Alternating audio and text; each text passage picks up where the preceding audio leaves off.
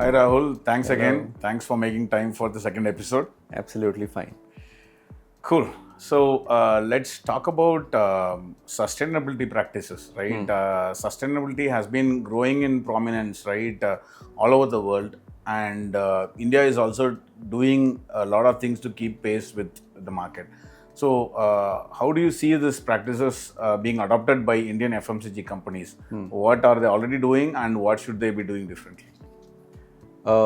See, it is extremely important at this juncture where we are in the world. We should have the right sustainability practice, and of course, industry majors should, everyone in the industry should take up steps in the right manner towards this direction.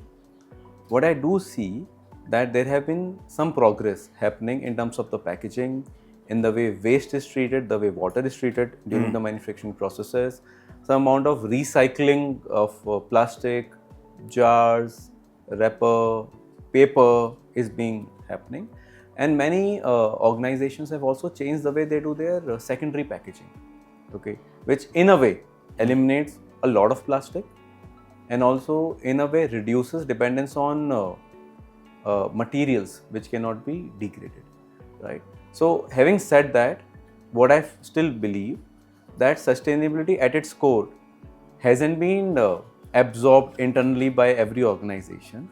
Okay, what organization should do should, if they really want to practice sustainability, then they should do it out and out properly, and then consumer also will feel that the brand is doing because they really mean it, and not for the sake of advertising through LinkedIn or creating some a certain reels or uproar in social media. It should be genuine. Okay, genuinely, if you care for the planet, then one should do. Okay, and there should be enough awareness to be generated within the organization across departments, so that every department, and because people know what they have to do if they really want to do the right thing, so every department should be conscious enough and they should take the right calls and agree on projects if in case it would mean a little bit of divergence from the usual way of working or some amount of capital if required, but must proceed on this direction. I see some progress, but not in line with what we should be having. But I do see a lot of conversations on LinkedIn around these things, which are more publicity than the real stuff. Okay. Sure. Let's talk about operational efficiency, right? What are companies doing differently to keep pace with the changing markets, right? And as an extension, are there any new departments or roles that are emerging within FMCG companies to solve this problem? It's a very interesting piece, and there are emergence of new roles, new department, new verticals, which addresses some of the efficiency parts. Now, in my experience, what I have seen is that the core of sales operations and the supply chain management, these are two very critical arms of operational efficiency for any organization, and progressive companies are taking efforts in terms of streamlining, or rather making more rational way of doing demand forecasting, checks on the way dispatch planning happens, inventory management, and this on the supply chain piece, also on the procurement part of it, and at the same time on the sales front, the entire piece of customer marketing, which involves category development, is also becoming very, very big. Now, how it works on the part of operational efficiency is that customer marketing means, do you know your customer really well, and are you marketing towards that? Now, customer marketing usually has been, over the last 1 decade, being associated with modern trade and e-com. But in pure sense, it is for the customers who are direct buyers of yours, which would include distributor, trader, wholesaler, who is the person you are catering to, right? Along with the empty e-com customer or consumer, and how to develop categories with them, for them, with synergies. So these kind of practices are evolving, and when there are capable people in the right development happening on that front, then there are conversations and products coming out projects coming out which are leading to much better product distribution, product market fit, lot of category efficiencies are getting driven, and these are also being looked at as small pilot or small test pieces before rolling out to a larger audience. So people are also understanding that how to play the wholesale game, how to play the distributor game, how to play the MT e-com consumer game, the category management part of it. So this is becoming a very relevant vertical for driving operationally good and sound consumer sales funnel. Separately, like I said, for supply chain funnel, there are those different operational efficiency parameters are being checked for demand forecasting, inventory planning, and dispatch planning. A lot of good companies have come up who give total solution on it, including warehouse management. And there is a third piece which has come up, which is very interesting, which is tech-based distribution. Many organizations, okay, and many companies have developed tools on SFA and many other things, which are helping, enabling the manufacturers, the brands, on how to do the right distribution, where to distribute. If you have to build distribution, say in a particular metro city, where is the go-no-go zone? Where is the right potential? Which cluster, which ward, which market, which area one should go? And when it comes to expansion, which state, which district, which town, which village, focus. when, where one should focus. So this entire piece of capturing micro market itself is important, which is enabling a sales automation funnel separately, and a new roles are getting created for that. Right. So yeah, I do see a lot of changes and operationally efficient roles are being created. Right. You know, as the front runner in providing the tech that you just spoke about, right? Botree DMS and Botree SFA, right? We see a lot of opportunity to work with various companies on these areas, right? And earlier it used to be digitizing the workforce, and then from there it went into what kind of controls I can put in them, right? How do I control and make a drive or nudge my team to work towards the targets that I had? And now we are moving into an area where data analytics is becoming a huge part of it, right? Yeah. So how do you see this crescenting into businesses, right? And how are FMCG businesses utilizing these tools today? See, India is a big consumer market. There are 1 crore Kirana outlets in India. 1 crore. They're huge. You throw a stone and you find a store. See, I was working with an organization, okay, which had big operations overseas. For them, the biggest challenge was about finding an outlet. How to find the outlet. In our case in India, you throw a stone, an outlet is there. Yeah. So the challenge is different. How to service the outlet, how to find the right outlet. Right. Which is where, the SFA and the DMS piece helps. So if there are tools which are available to a salesman through which the person knows what my beat is, in which sequencing I must take the order, where are the right outlets, and if they are geotagged well, and the entire delivery optimization and the beat optimization is done, it helps both the salesman and the distributor. Right. Okay? And there are really, really good tech available in India. Some of them are really pioneer who will help you in doing the beat optimization.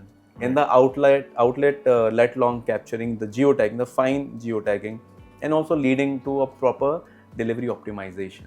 Now, how does this help?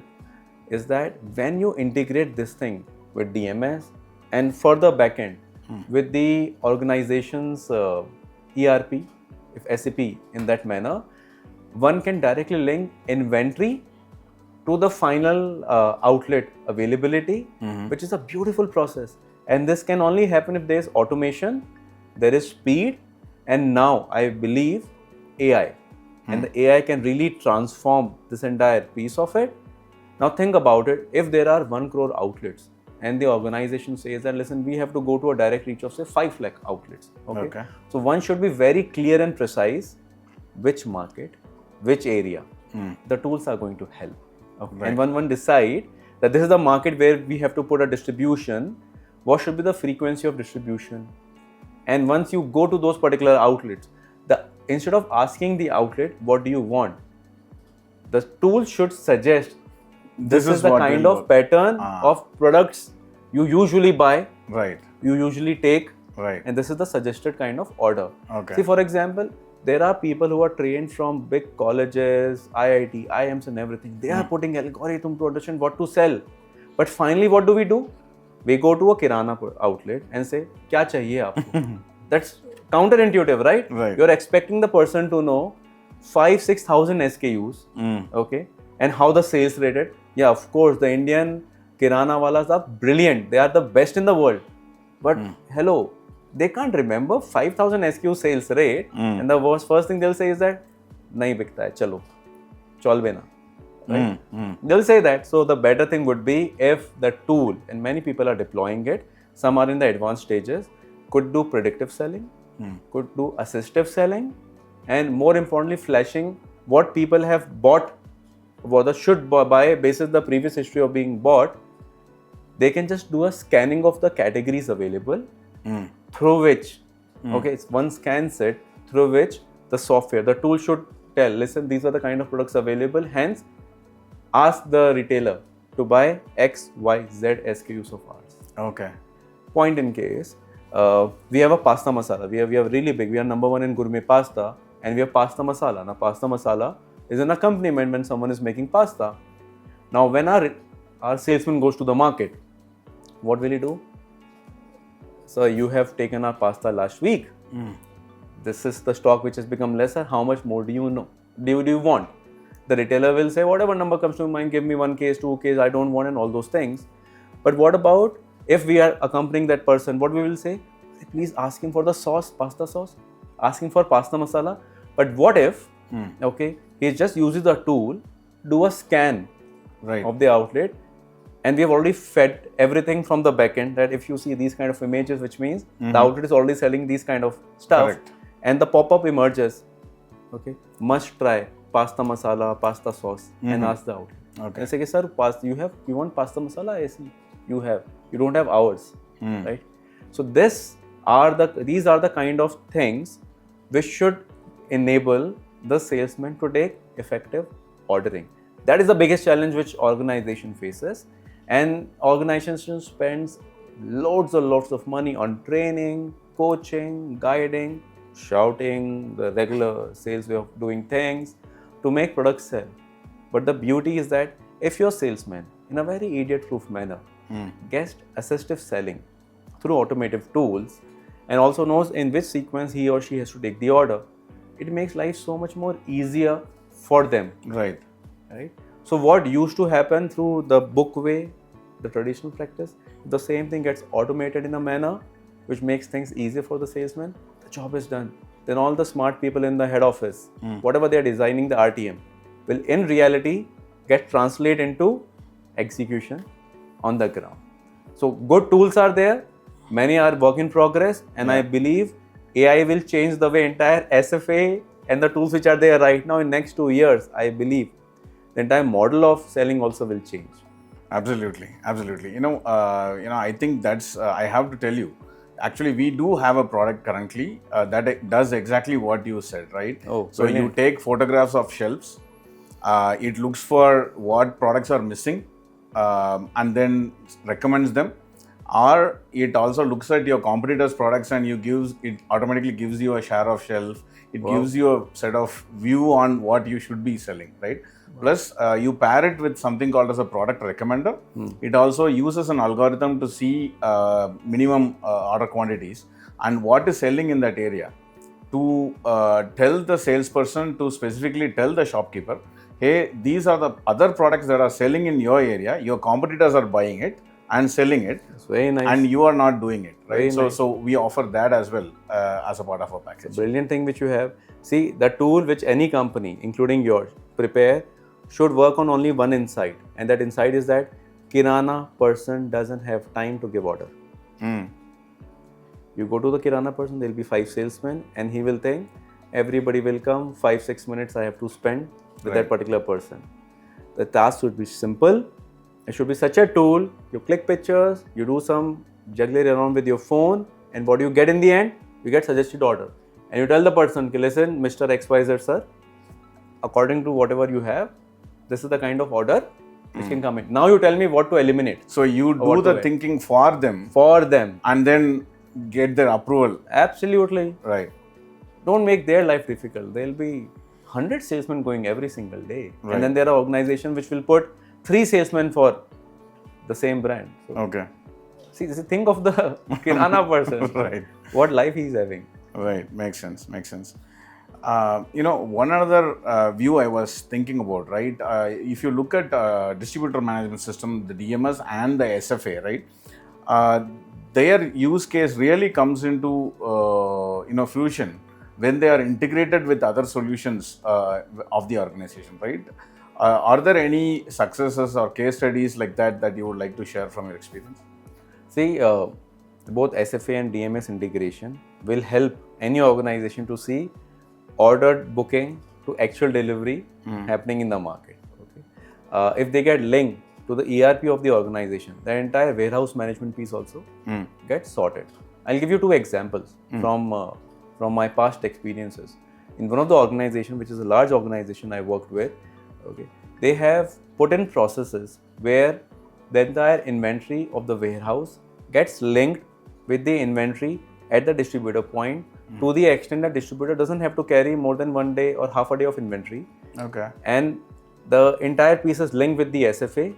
Whatever orders the salesmen get through the day gets synced in the market, and the entire order get posted directly into the SAP of the organization. It gets auto posted, and then and the entire stock gets shipped to the particular distributor by evening. Okay. And next day it is ready for getting dispatched. Now I'm sure the distributors really love it because their investment in the market is getting rotated that quickly. Yeah. So for that organization, this is the most successful tool product among the best in the industry. Okay. Which is a 0-day inventory model is how it is. Another piece which I worked in my very recent experience was that when we had to do this entire distribution expansion, the piece comes in where to expand, which market to go, how much to go, what to do. So we have defined the clusters within a city. Okay. Through some algorithm which I will not leak here. Okay. We have some crazy algorithm to put distribution. I will not leak it. Through those algorithms, we define clusters in the city, in certain states, and all those markets. And then we partnered with Botree actually for that, and which helped us. And we also partnered with one more agency for doing our beat optimization.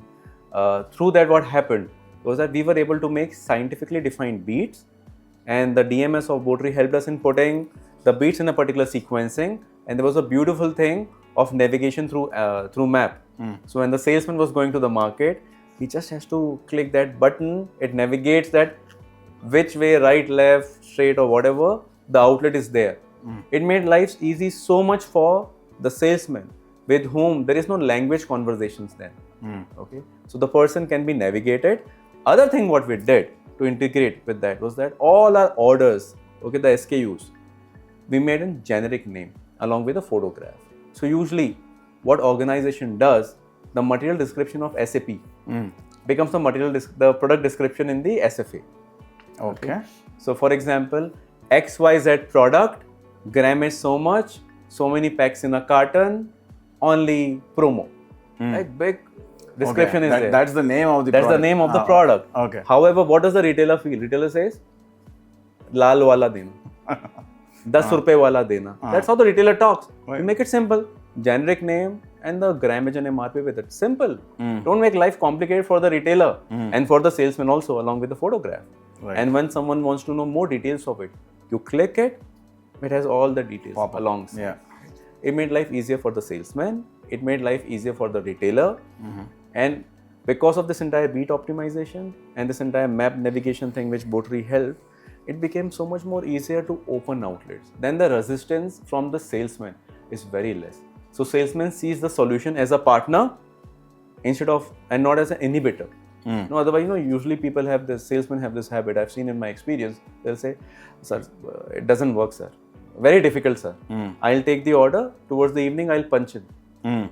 There's no point of that. It is meant to solve it. Correct. Other thing what I see is that it happens in smaller organizations. Why you will take the order, but the order has to be translated into a manner which can go to a sub-distributor. Because not every distributor has got a DMS when you work for smaller organizations. Right.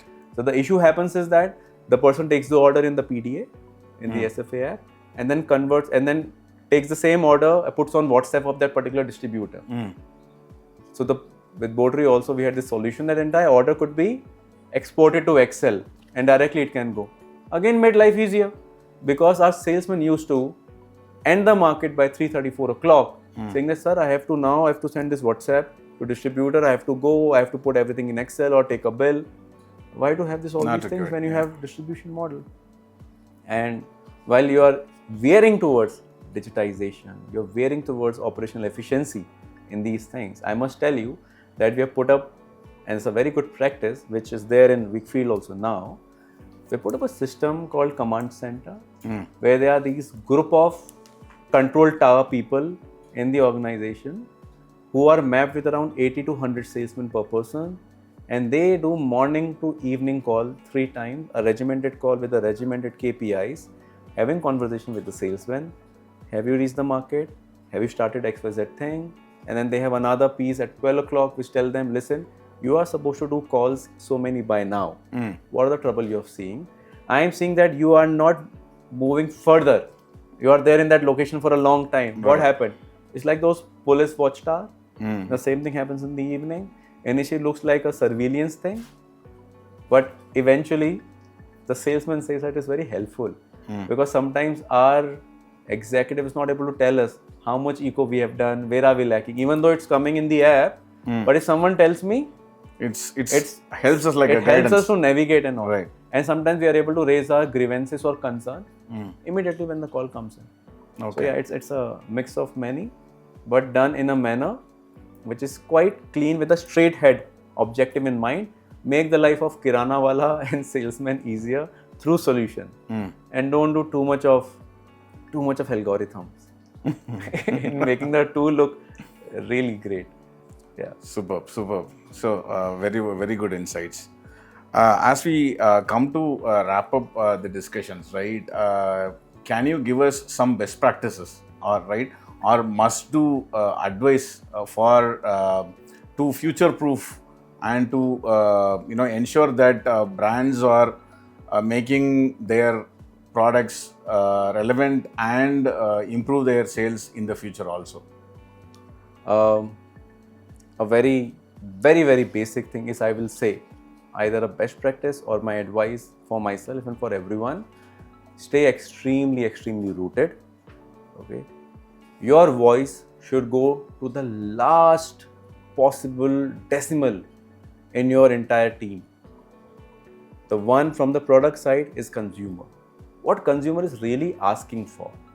If you have not done research, spend time in market. If budget is a constraint, go to the market, visit some campuses, visit some houses, speak to people, but you must know what does your brand solve in the life of a consumer, how it is being consumed by the consumer, and where do they usually buy to consume it.